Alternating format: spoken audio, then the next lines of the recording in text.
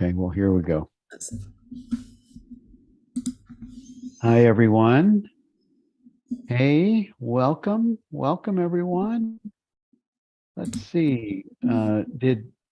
Okay, Susan, you're the co-host, right? You're the co-host, right, Susan? Hi, I am, everyone. yes. Oh, let me turn this. Hey, welcome. There we go. Hi, everyone. Hey, welcome. Welcome to our weekly book study with Atmananda Krishna Menon and all of you. And our co-host this week has been we did a switch, and Jenny Sheehan was last week. Jenny Beal is this week, and thank you, Jenny's, both of you, and Jenny Beal for being our co-host this week. Lovely to see you all. Thank you all for coming. This week we're looking at of course we have hundreds of these discourses to look at, but this week we're looking at 121 to 130, right? I think that's it. Yep. That's right, yes. Yep. And this first one is kind of a standalone topic. I look forward to hearing what you have to share on this one, Jenny. Time and space. This kind of twisted my mind a little bit. This is a lovely argument. So he says space begets objects and objects beget space. And he's talking here about physical objects. And if we think about it, if there were no objects, if nothing was defining space, then the concept of space wouldn't make any sense. There'd just be space, there wouldn't be anything else. So why have a word for it? Equally, what we call a physical object has an extent in space. So it has a beginning and an end in space. So in a sense, it defines space. So that's really the argument that he's making. And then if you then recognize that both that objects are non-existent, then therefore space is non-existent also. So you would kind of bring that down to a relative sense. Objects don't exist. Yeah. Therefore, space doesn't exist, because without objects, you can't really have space. Doesn't really make much sense. Doesn't have much value. Yes. So it's a very nice argument, that that one. And then he goes on to time, and this is a little bit similar. He says time is conceived as past, present, and future. These, when closely examined, cease to exist. We know past has gone. It's not here, and the future hasn't yet come. So he says past and future have existence only in relation to the present. But then if you look from that perspective, from the perspective of a line of time, the present is infinitesimally small. It disappears into nothingness on that line of time. It has no dimension whatsoever. And yet we know that we are always in the present. There is always just the present. So the concept of time requires that the present is so small that it disappears completely. It's imperceptible, and that really doesn't make sense. So therefore, the concept of time doesn't make sense. So that's really his argument. It's a rather nice argument, and he uses another one a little bit later. Time is only a thought form. thought arises, abides, and subsides in consciousness. Therefore, time as such is non-existent and is in essence pure consciousness. So time arises only through thought. It's the creation of thought. And therefore it doesn't have any real existence. So we're talking on an absolute level, right? We're not talking. We're talking relative. on an absolute level. Right. Even scientifically, time and space are not primary attributes of the universe. So even if you divided reality into two realms, which is perfectly legitimate to do, the mental realm and the physical realm, even if you go as far as you can in the physical realm, ultimately time and space are not primary to that either. And in fact, what you find, of course, is that both realms come together and have the same reality as consciousness. The fact that they interact tells us that they must have a common reality, and that common reality is consciousness. Right. And so the purpose of coming to this understanding is to give a distinction between what is infinite and what is relative. It's what is real and what is unreal.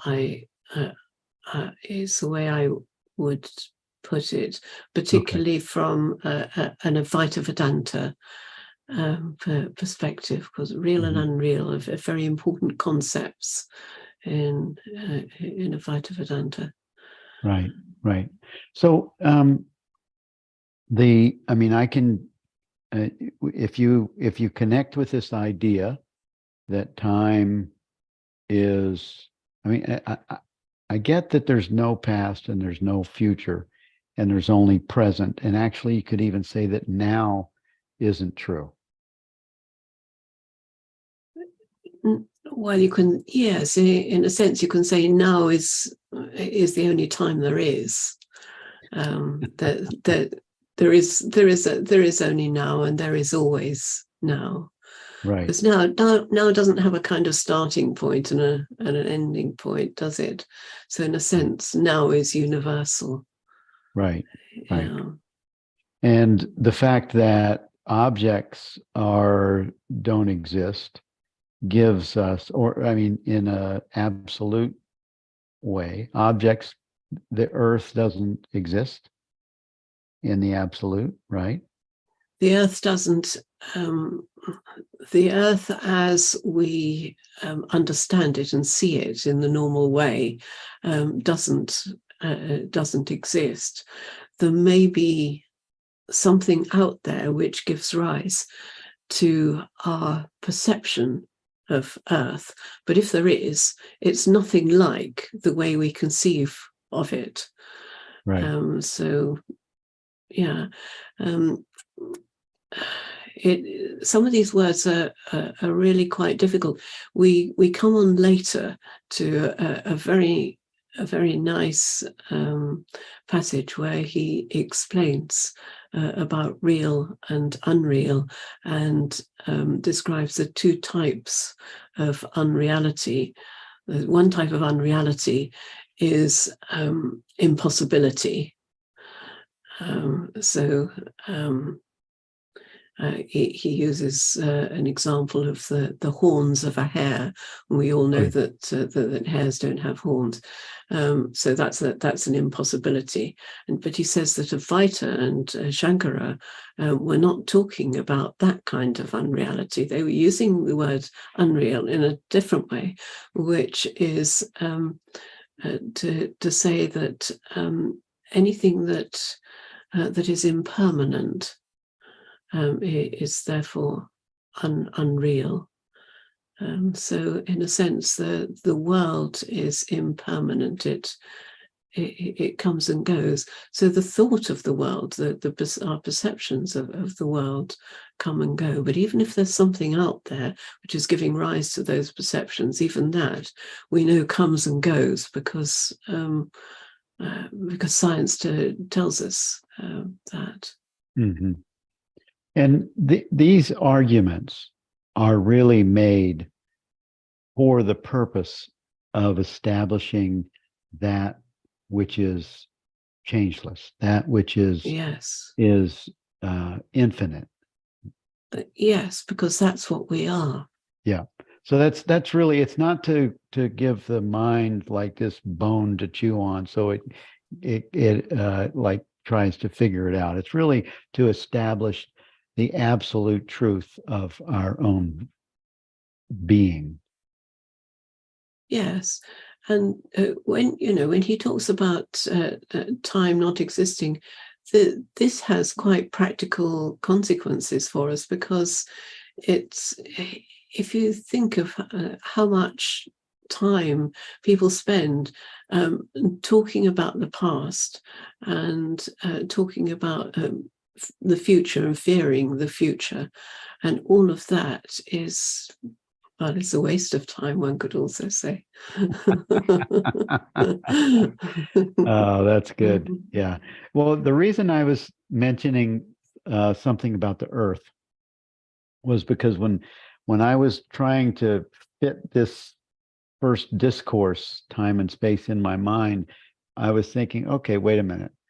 Time is really based on a 24-hour clock, and that's based on the rotation of the planets and the Earth and the Moon and those kinds of things. But as soon as we dismiss objects, that argument goes away too. Yes, yes, it does. And I mean, there are different ways of defining time. Often time, particularly in physics, will be defined as the time between two events, two phenomena, two separate phenomena.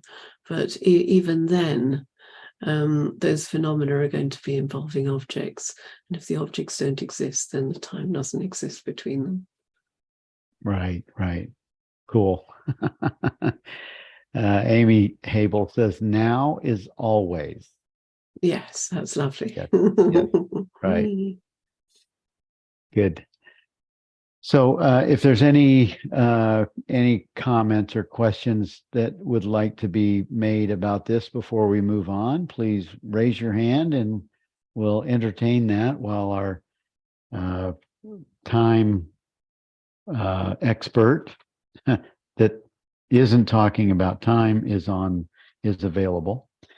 Jenny, you have this amazing gift of the mathematics and also the teaching of Advaita that many of us don't have. So thank you for your input on these, what I think are a little bit complicated. Yes, they are complicated arguments. Yeah. And actually, in truth, they only matter for allowing presence to just be as it is in every instant, which is even a concession to there is no time. Yes. Rick says physical time, catching a flight or attending a meeting on time, is very useful. However, psychological time, past and future, are a bit less useful. Yeah, true. Thank you, Rick. Is not time, Barbara said, is not time and space just a tool of measurement? It's I think it's a little bit more than that, Barbara. I mean, certainly measurement is something that's important in science, and time and space are some of the things you'll typically measure in any experiment. You'll be measuring both time and space, more or less. I think they're more than a tool. They're also a way of structuring our perceptions.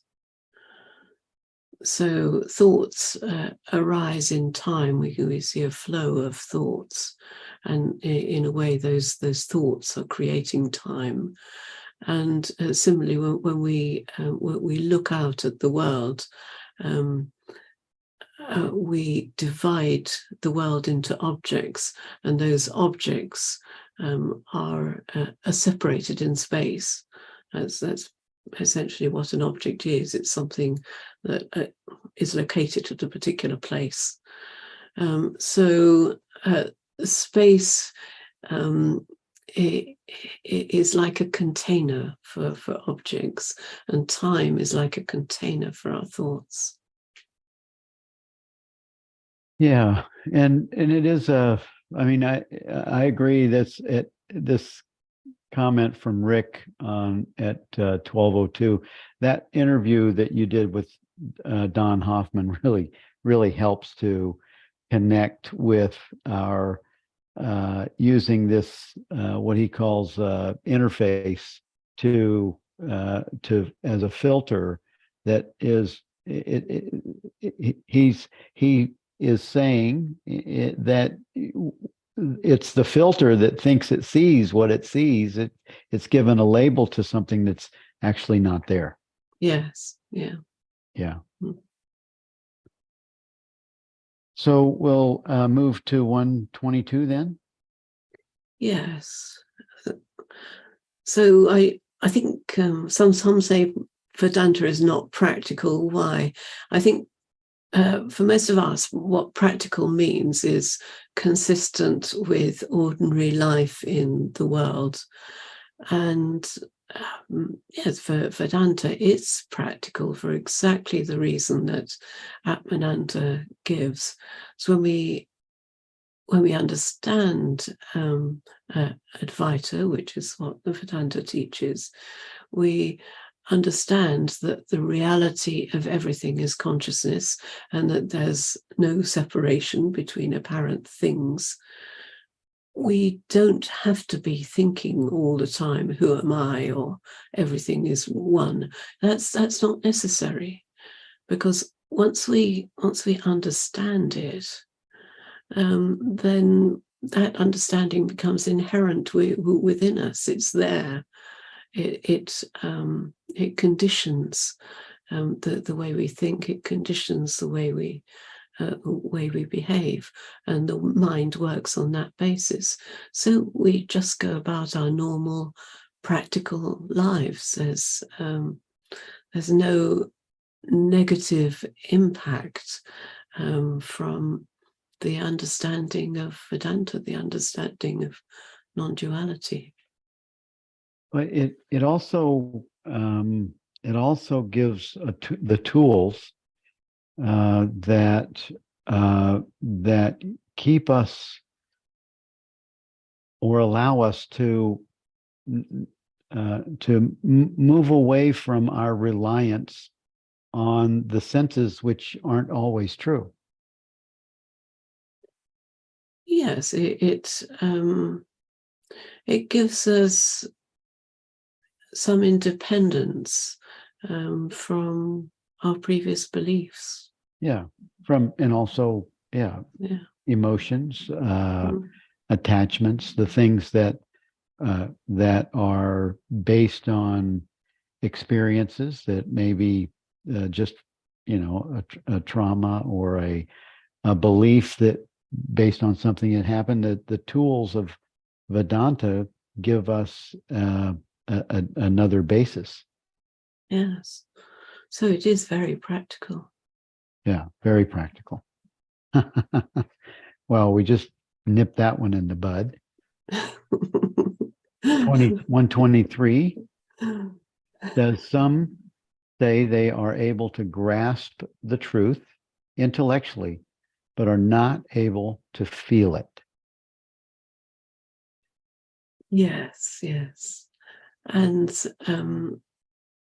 really all all understanding transcends mind and senses, which is really what he's saying. If you say, I understand something intellectually, usually what you're meaning is that you see that the arguments used to substantiate it make sense logically.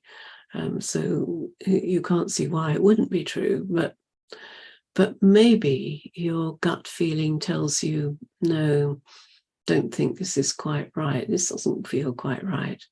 Mm. And then perhaps there's another possibility. It may be that it isn't provable either way.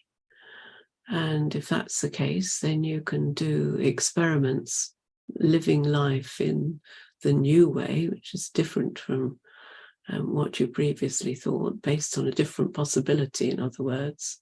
And you can see which way leads to greater happiness and harmony. So ultimately, there isn't, I think, as he said, it doesn't make sense to say, I can grasp it intellectually but not feel it. If you've really understood it, then you will feel it. And if you are experimenting it, you will be with it, you'll be feeling it. It's anyone who says I see it intellectually generally hasn't gone deeply enough. Hmm. Yeah, it seems like feeling and investigating is the thing that verifies truth. Yes, it's, if you have that gut feeling, I know it's true, but I don't feel it is. You have some reason. There will be some reason for your feeling that it's not true, and you need to look at that reason, because chances are that reason isn't actually correct and doesn't really hold water. Right. And it's the lack of investigation that is usually the problem, that you haven't really understood it.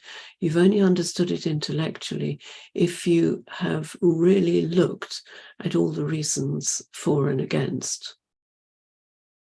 Right. It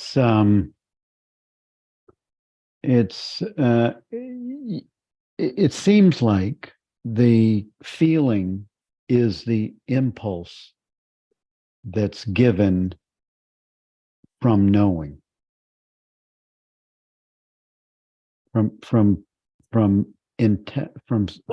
I think from understanding. I think it's an understanding thing. That suddenly something clicks. There's real understanding, and then the feeling comes. So understanding is not coming from the mental capacity. It's not coming from the mind. It nearly always starts with the mind and with the reasoning process, but that's really what higher reasoning is. Higher reasoning is reasoning that's logic about facts, which takes you beyond the mind, and it will take you to what you can experience beyond mind, which is the noumenal experience. It's the experience of consciousness. Right. There was a question that said, Jenny, can you talk about the difference between intellect and higher reason? Please. I think this must have come from Susan.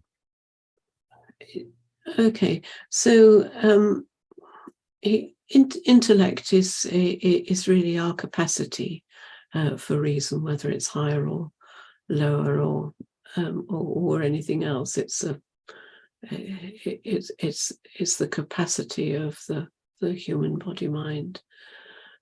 Higher reason, so reason is logic applied to facts, things that we know for certain, and lower reasoning might be facts about objects in the world. Might be facts about people. It might be facts about animals, or facts about ingredients for a recipe. All of those are facts, and you can reason about those facts. Now, higher reasoning is reasoning about what we are ultimately, or what the world is. It's reasoning to do with the ultimate, rather than reasoning to do with objects. And so it's the facts, still the facts of our experience, because we experience what we are. We experience consciousness, we experience happiness, we experience freedom. So all of those things, they're noumenal experiences. They're not phenomenal. They don't have any object associated with it, even a subtle object. They don't have. They have no opposites. So it's logic applied to those.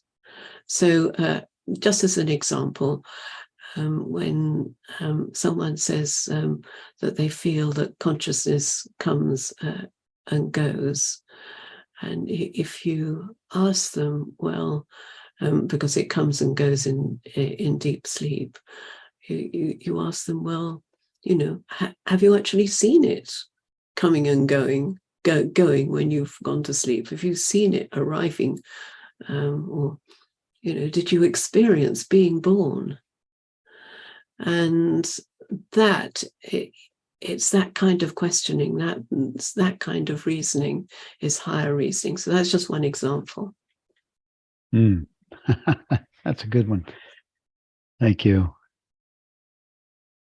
All right. You want to move to 124? Yes. Well, this is interesting. I think this is an example of don't try this at home, as the TV presenters say. I'm not too keen on the idea of throwing a baby in the air, but there we are. Yeah. Well, I was just thinking, because I used to do that with when I was a teenager and I had a new little sister. In fact, my brother and I, we were about to, 18 months apart. We did stupid stuff like we'd throw or toss her over there. We didn't hurt her, thankfully, but we used to do crazy stuff like this. But the final sentence does actually make sense, and we can easily verify it. He says, this is an instance of action without any incentive behind it. These activities are the activities of happiness itself. So an action without any incentive or agenda is happiness itself. So I think that's what he's really saying. Yeah. Apparent activities that are really expressions of the absolute.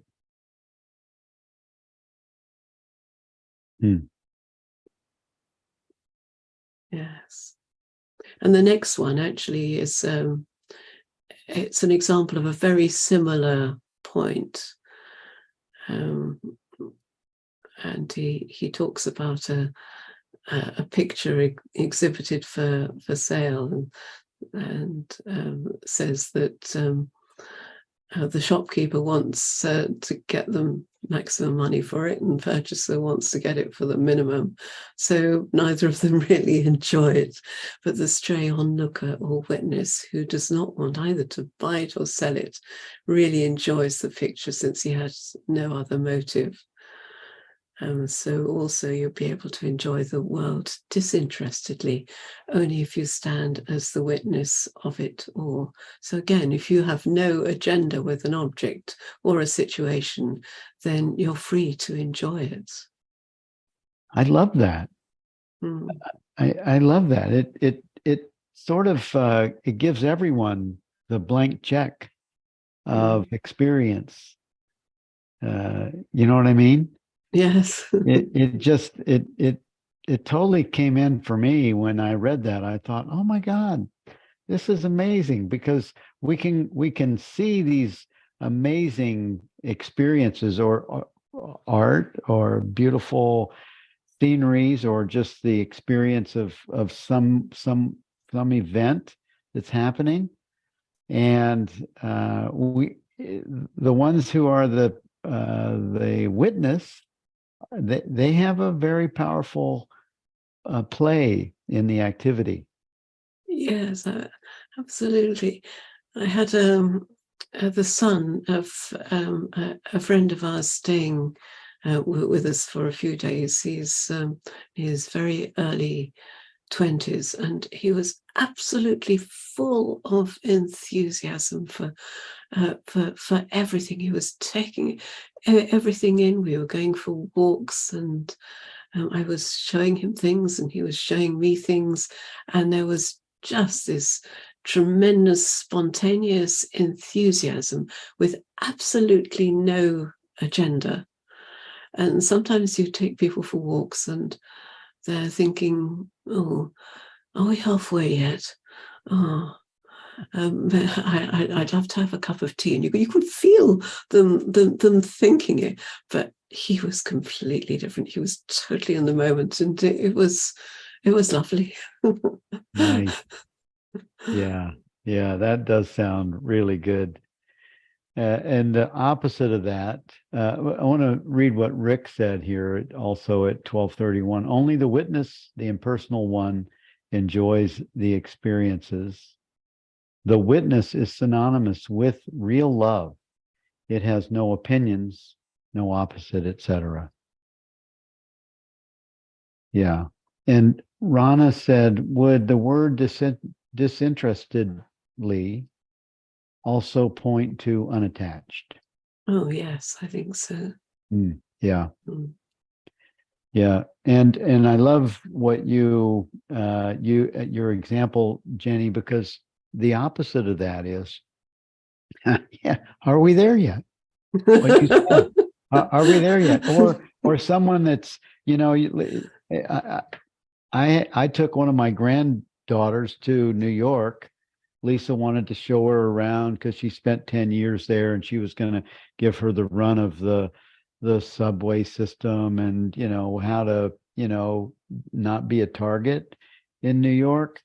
And oh man, my granddaughter, the whole time she's walking with Lisa, she's looking at her cell phone. She's looking at, I don't think she saw one building that she was being toured through, or these areas. She's looking at her cell phone to see what the app is saying about where her friends are. So she was so focused on that, she missed all of that other thing. So I love hearing your experience with this other young person that was the opposite of that. Yes. Yeah. So that happens. That's what the cell phones, one of the things that the cell phones kind of they draw your attention to something that's just it's a temporary detachment from the experience that's being available.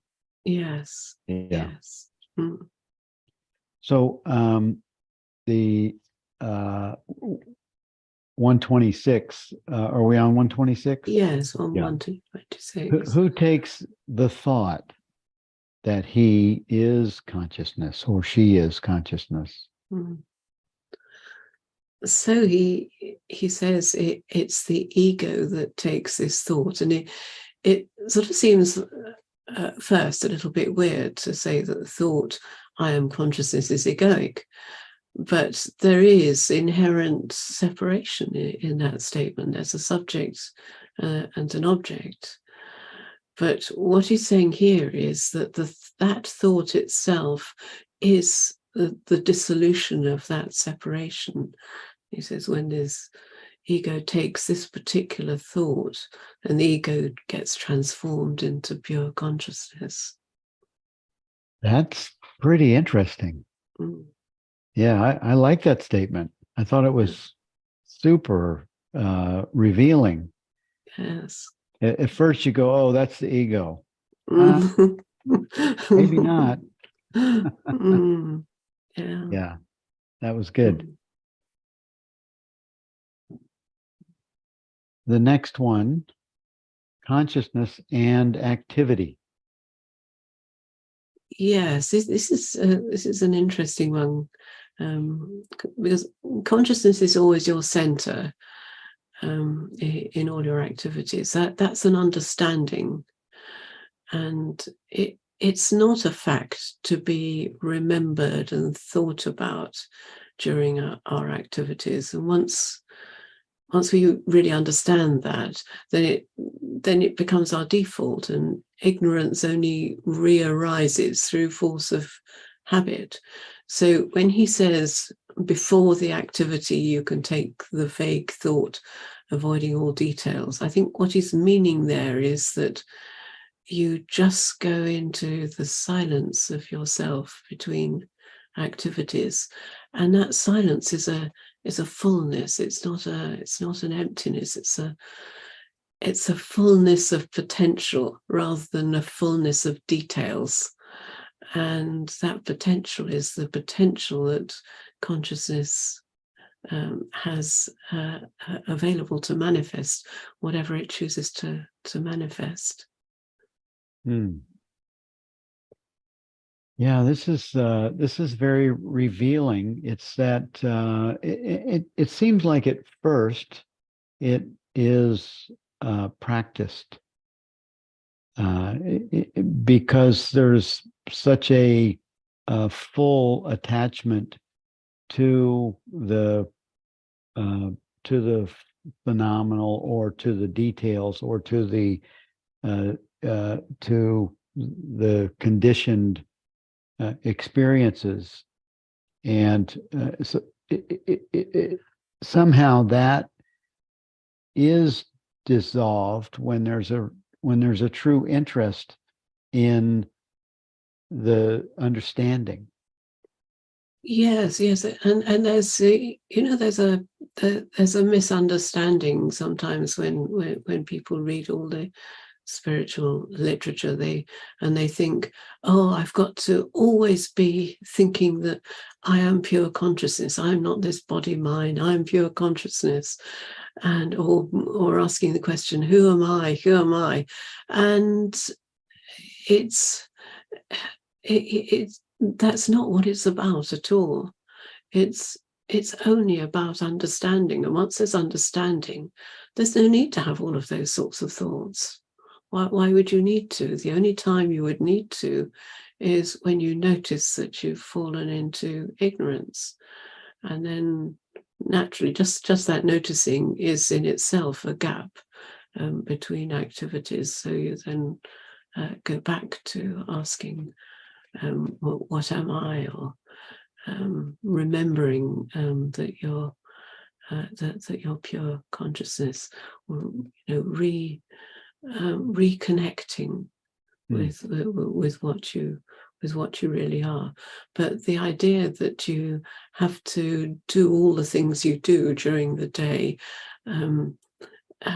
having in mind I'm pure consciousness, because you're trying to get away from objects and things, so you try and escape from objects because you think, oh, it's objects that are taking me away from my true self. It's not like that. Right. Yeah. That's a misunderstanding. It's a very, very common misunderstanding too. Oh yeah. Yeah. I've seen hundreds of emails or comments that say, how do I stay in alignment? How do I get back? And Yes, or how do I abide as awareness when I'm doing things? yeah, yeah. And it's what's interesting. We just read it's the feeling that when you notice that, then that may be all that's necessary. Yeah. Just in the noticing of the feeling has that gap that you just mentioned to to to dissolve into, or to just relax into. Yes, yes. You know, when the world demands your attention and you're engaging in activities, it will demand your attention. Then those activities come to an end and you just sink back into the silence of yourself. It's very simple. Yeah. And Amy Habel mentioned it. This was addressed last week on 117 quite clearly. It was really, it was amazing. In fact, it was exactly what we just talked, what this is talking about. Yes.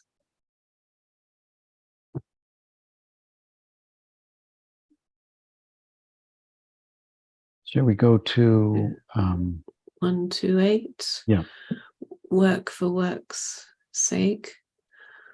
So he says this should be our goal, and work will be more successful in the absence of ego than when it is guided by it. And yes, activities, all our activities are just for the totality. They're not for the separate entity. And if we know that we're not a separate entity, then they will be just for the totality. And they won't be to aggrandize or protect an apparent separate entity. That doesn't mean that we can't do things which are for the body-mind to meet its needs. So we go out to work and we earn money to meet our body-mind's needs. We cook meals, we keep the house clean, all to it might seem, oh, these are just activities for myself. No, they're activities for the universe, because they're activities for this body-mind, which is an integral part of this universe. It's not an activity to enhance or aggrandize or protect an apparent separate entity. Yeah, this is a whole, this is like, this takes competition and it pushes it out the window. And what a world we would live in if we weren't fighting to compete with everyone else. Yes. Right.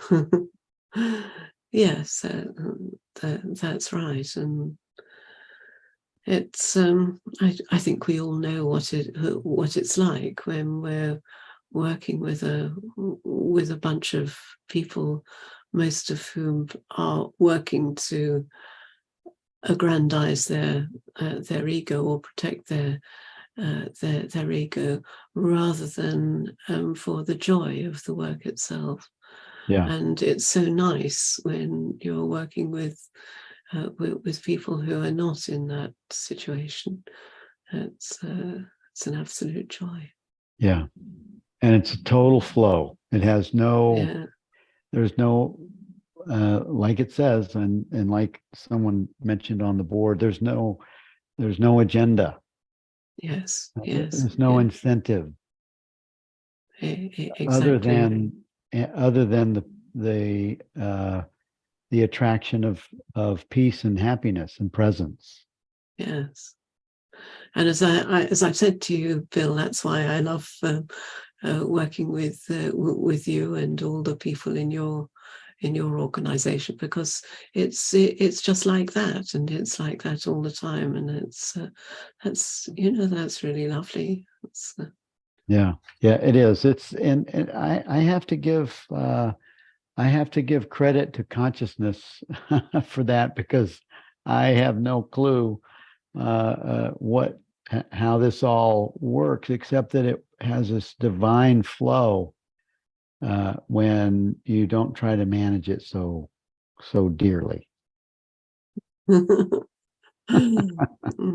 didn't come. I mean, that takes time to for the Bill character to step aside for that to happen. It didn't happen like right when we started, as a few people here would attest. Funny. Okay, let's see. 129. Yeah, so this is quite long and complicated. I mentioned earlier, it's so the Maya theory is all about reality and unreality, and the idea of Maya is that the world is unreal. But then I can't remember which sage it was that says that people ignore the reality of the illusory world. So Maya is quite a frequently misunderstood concept in the Indian teaching. So he starts by saying that Shankara saw two classes of unreality. By the way, this is Adi Shankara, the original Shankara that he's talking about here. So the first class is things that are impossible, and the second class is things that have dependent existence. In other words, they depend on something else for their existence, and they come and go. They're ephemeral.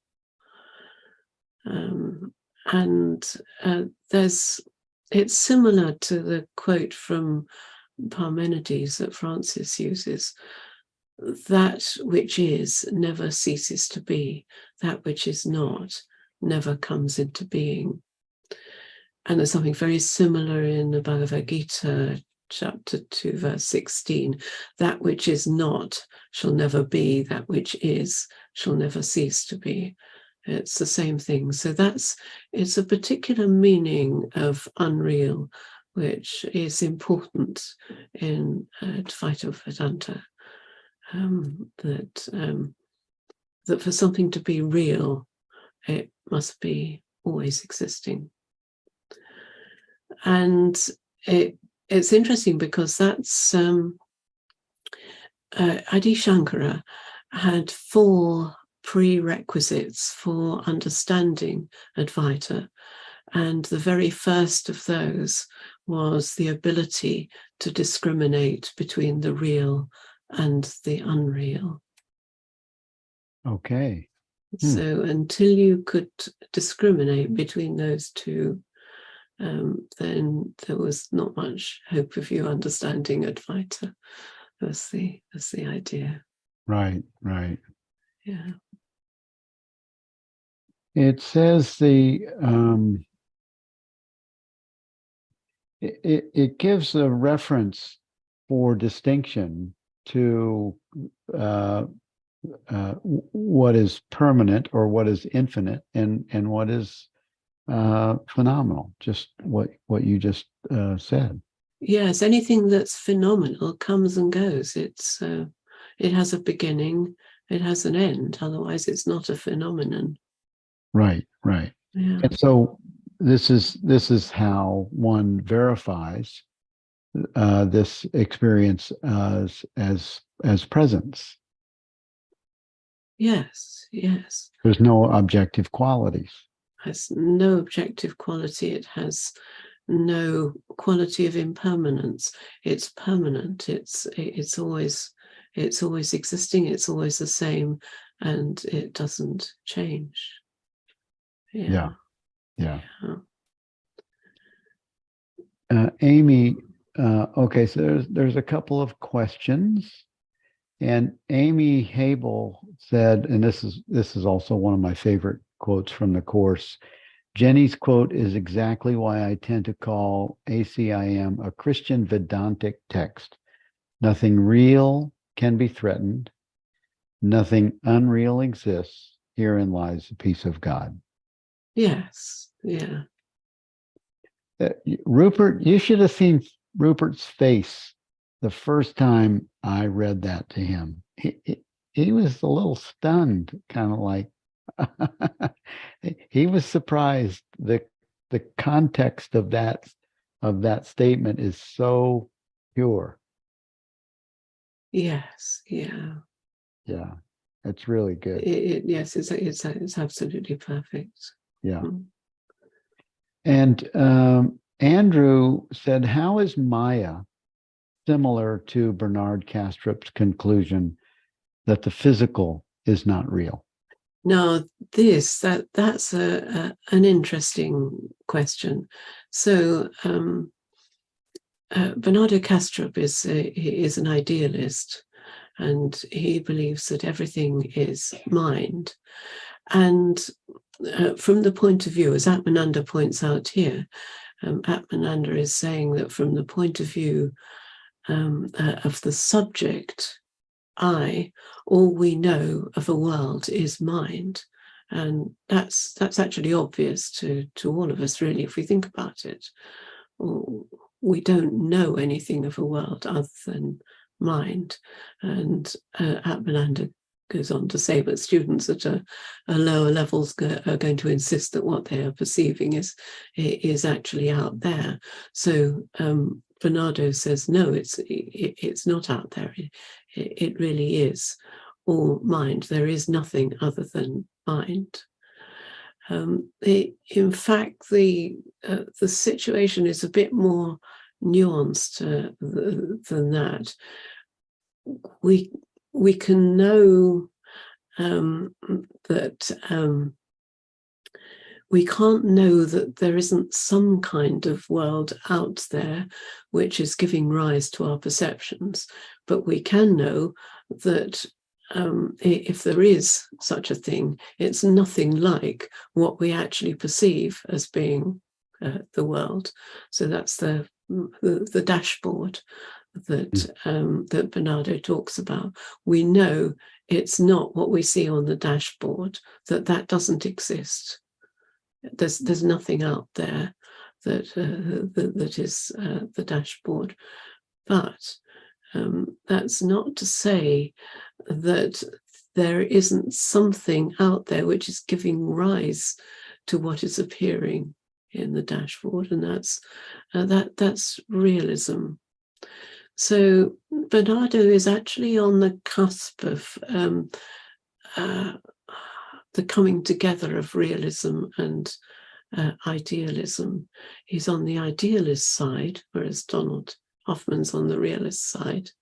But they're very, very close in understanding, because Bernardo is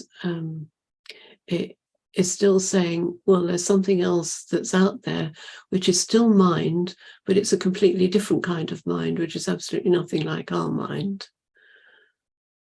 And it goes back to Don Hoffman's example of the filter or the interface is giving the interpretation of whatever is being perceived based on the apparatus, which is this. Yes, exactly. So he uses the idea of a headset, and Bernardo uses the idea of a dashboard, but those two analogies are really the same analogy. Right. Yeah. So Maya is really so Rick West says Maya is not separate or the opposite of consciousness. It is a reflection of it. I would totally agree with that. Depends what you mean by reflection, really. Well, it's reflection is just it's a interpretation, or it's a perception of something that's being interpreted, but it doesn't mean it's not consciousness. Yes, I mean, the way Maya is really used in the tradition is to say what Bernardo is saying, that the world as we perceive it is not, doesn't exist. It's an illusion. It's not. It's not like that, and that's why we call it Maya. But that doesn't mean that there isn't a reality to it, and that reality to it is our perceptions of it. Well, you could also say that it's not nothing. It's exactly. It's not nothing. Yeah. That it's and something being an illusion doesn't mean that it doesn't exist. Right. It simply means that it's not what it appears to be. Yeah. It's something different. I think that is the sticking point when you use the word illusion or Maya, and people interpret that as being it's not there. And that's that's the what do they call it, neo-Advaita idea. Yes. And that's a misunderstanding. I feel that because you could when you say it's, or you can use the idea that it's not nothing, it brings it into, well, then it must be something. Yes. Yeah. It would be consciousness. Yeah. There is something rather than nothing. And we don't really know what that something is. Yeah. It's living and not knowing. Yes. And then Amy said, as Rupert describes, all the world is seeming objects arising on the screen of awareness. Take away the seeming objects and the screen consciousness remains. Yes, good. Or another way of putting it is that consciousness is the ultimate reality of all seeming objects, and objects are only exist because our mind superimposes onto an objectivity, onto our perceptions. Yeah. And then Jenny Sheehan says it exists, just not as we perceive it. Yes, exactly. Yes. All right. Should we move on? Right. So we're on 130 then, existence and non-existent. So this is a similar idea in a way, that if we say that a chair has existence, it implies that existence is a kind of attribute of chair or a property of chair, but would be more accurate to say that existence has chairs rather than a chair has existence. Oh, okay. I think is really what he's saying here. Existence can never be destroyed, or non-existence ever made to exist. In a way, you could replace existence by being. Being can never be destroyed, and non-being can never be made to exist. Well, he gets into some real clear descriptions and understanding for these things. Do you think he gave his students like lectures on this, and that's how these were? Well, what's been described is that these are answers to questions, and I think we're not getting the whole question. So he's giving an answer to someone. All we know is that the question had something to do with existence and non-existence. And this might only be part of an answer that he gave. We don't know that these are complete. You know, it's like sometimes when I'm listening to Francis's satsangs, I'll make a few notes of what he says if there's something that I think is really nicely expressed or explained. But I won't make notes of everything. Oh, yeah. Sure. Yeah.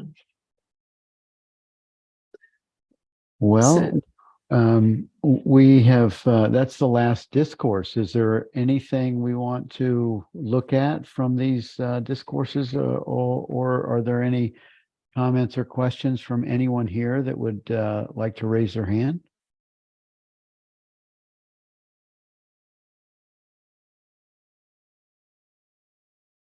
Oy vey, Amy Habel.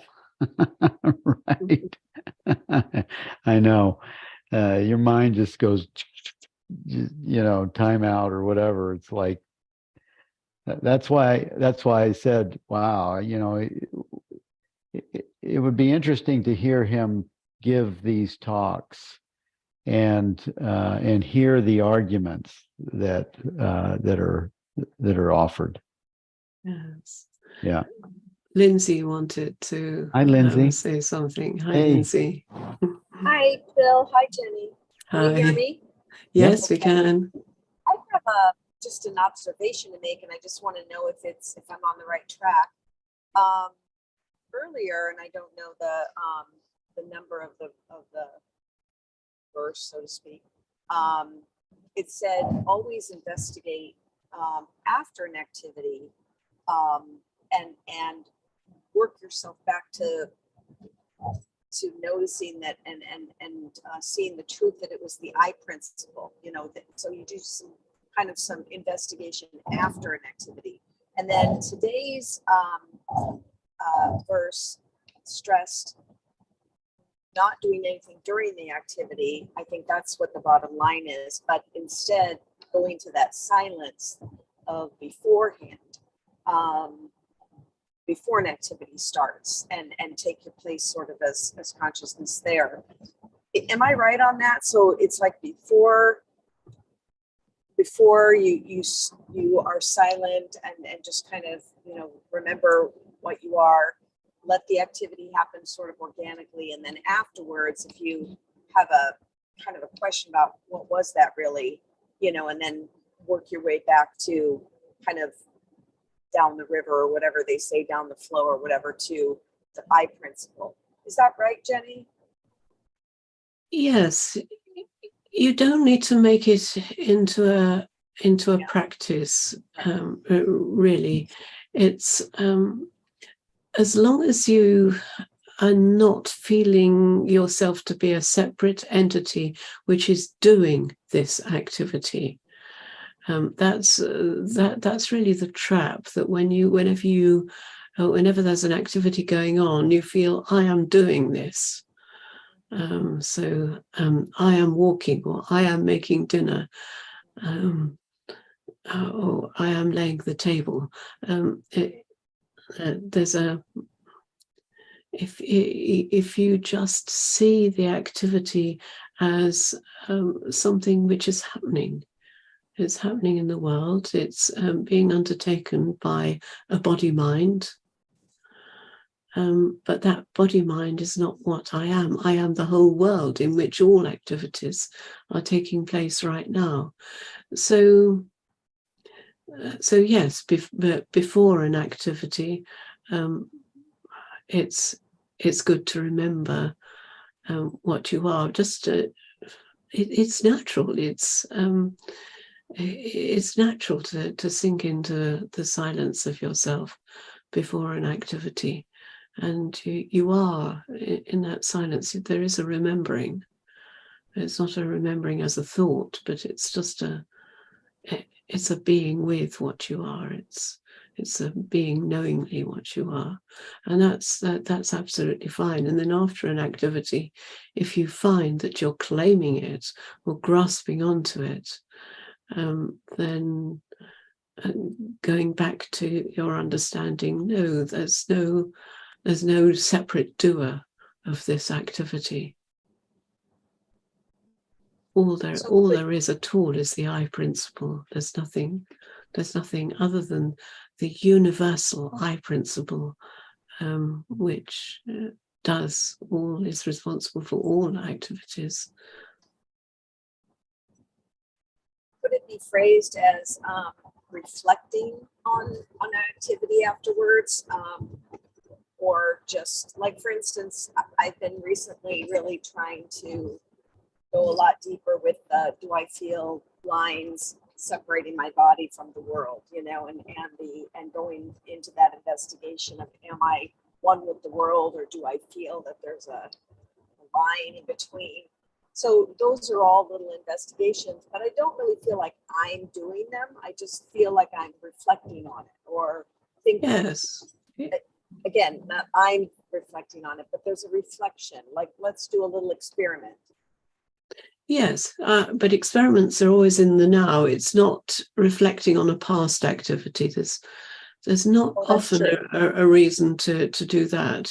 The experiments are now. Do I feel myself to be an object which is separate from a world, or do I feel myself to be all that is? And just go on from that questioning. No, I feel myself to be an object. Well, what sort of object am I? Where do I begin? Where do I end? There's all sorts of investigation that you can do carrying on from there.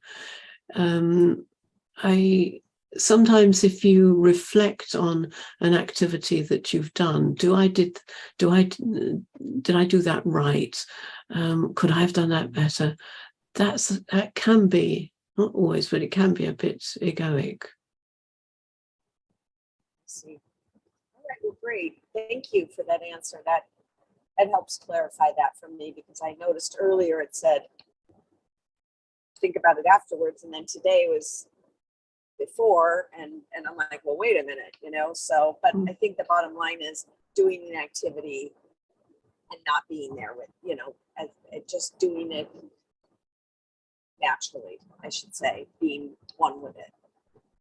Yes, I mean, normally when we're doing activities, there wouldn't be any ego involved, because you're right. Focusing on the activity, you're giving your attention to it, you're allowing the body to do whatever action is needed for it, and there's no ego around at that time.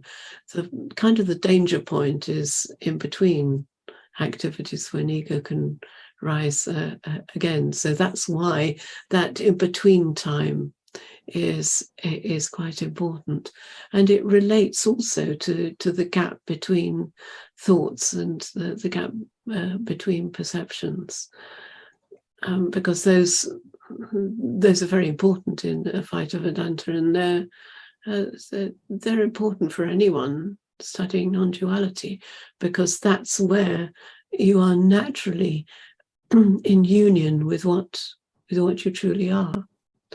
It's when there's no mixture between this sense of being a something and the sense of I. Perfect. Very helpful. I appreciate it. Thank you so much. Thank you, Lindsay. Jenny, there was a past discourse. There was some conversation that Krishna Menon offered as far as working with shadows. Remember that? I don't remember that one offhand. It was working with shadow thoughts, like residual kind of energy. I'll find it for next week, but it gave a sense that there may be a time where practice is in play, where until that is no longer needed. Do you remember that?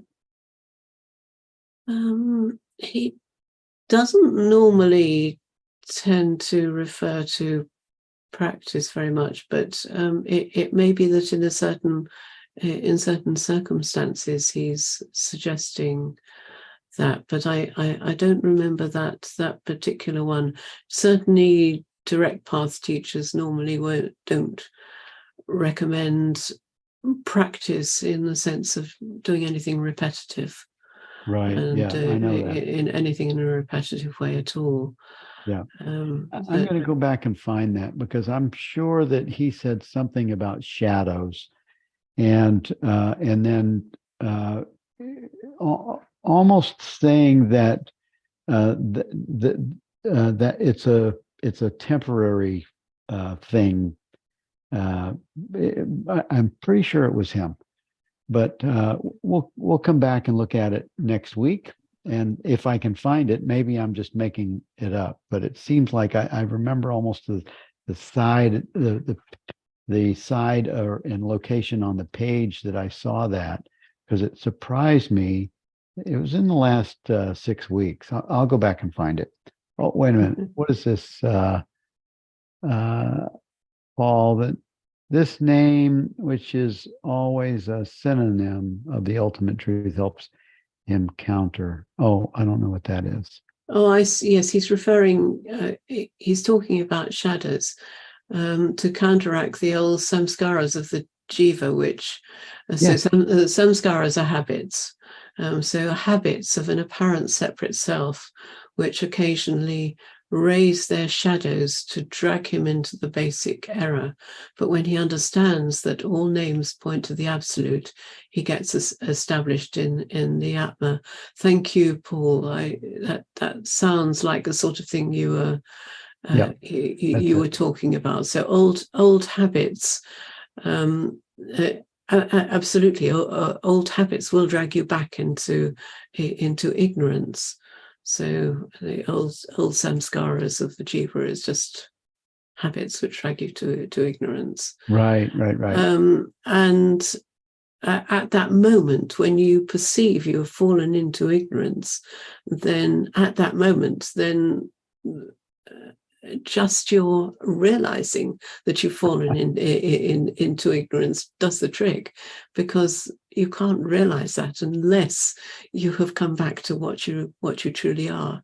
So there's not really any practice involved in that. It will happen. And the way it happens is the recognition I've fallen into ignorance. Oh, that's great. Yeah. See, there's no doer right there. Yes. Yeah. Yeah. It just happens. It happens as understanding is always in the background. It comes online of itself. Yes. So to speak. Yeah. Yeah. Oh, great. Thank you for that, Paul. And yeah, it was just maybe 2 weeks ago, 117. Self-clarification. Yeah, great. That's awesome. Well, I think we've come to the end of our time. We have about 2 minutes left. I think we can close here. And it was great. Thank you for your input, Jenny. It was also awesome and very helpful for all of us.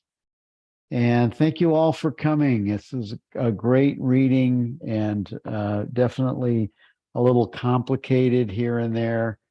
Oh my God, especially the time and space thing. That is always gets me. And Jenny, you're a master at it. You have the math thing, and this is why when we have conferences or we have an opportunity to interview people like Bernardo Kastrup or Don Hoffman, you're so perfect for that, because you vibe at the same place as those guys. And thank you for being here. Thank you for taking the co-host spot for us this week. Thank you all for being here, and we'll see you next week with Rosalind. She left early. She had to leave at 1, and she'll be our co-host next week, and we'll see you all then. Thank you, Bye, Bill. everyone. Thank you, Thank everyone. you.